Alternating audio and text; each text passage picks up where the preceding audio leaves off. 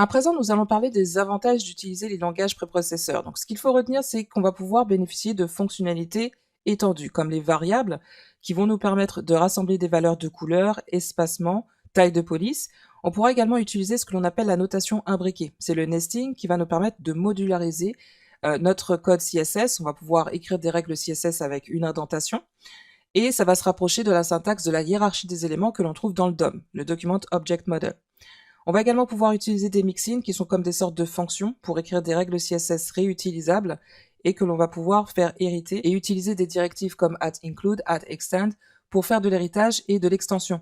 C'est-à-dire que l'on va pouvoir réutiliser des règles CSS partout à plein d'endroits dans notre base de code. Nous allons même pouvoir faire des opérations mathématiques dans notre CSS avec la syntaxe de SAS. Alors ce que ça va permettre, l'usage de SAS, c'est d'améliorer de façon significative notre base de code en ayant une organisation plus claire, des informations avec le nesting, la syntaxe, la notation imbriquée qui permet de hiérarchiser les règles CSS en fonction des sélecteurs. On va également pouvoir utiliser ce que l'on appelle des partiels.